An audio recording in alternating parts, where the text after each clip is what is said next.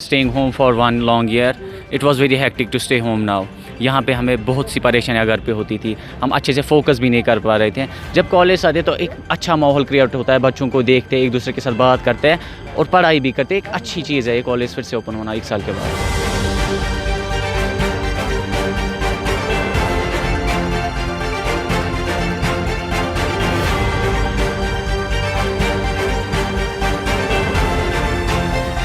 Energetic तो हम पहले से थे कि हम चाहते थे कि हम कॉलेज आए, फिर से घर पे बैठ के आप परेशान हो गए थे।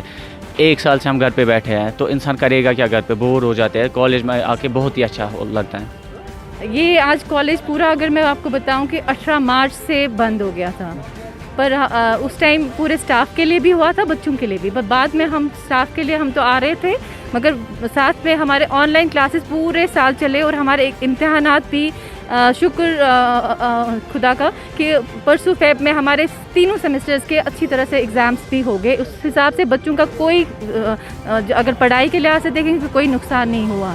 मगर एक फ़र्क होती है जो ऑनलाइन और ऑफ़लाइन में, वो आपको भी पता होगा कि बच्चा सेटिस्फाई नहीं होता है ऑनलाइन क्लासेस से, क्योंकि एक जो डायरेक्ट इंटरेक्शन होती है ऑफ़लाइन क्लासेस में वो ऑनलाइन में नहीं हो पाती है। तो हमें बहुत मतलब हम कहते हैं कि इस टाइम सारे बच्चे एंथुसियास्टिक है, खुश है कि आज कॉलेज, और ये भी हमारा सेकेंड सेमेस्टर जो पहले कॉलेज आया ही नहीं है, क्योंकि लास्ट ईयर जब इनका एडमिशन हुआ तो ये तब ऑनलाइन क्लासेस ही उनको लेनी पड़ी।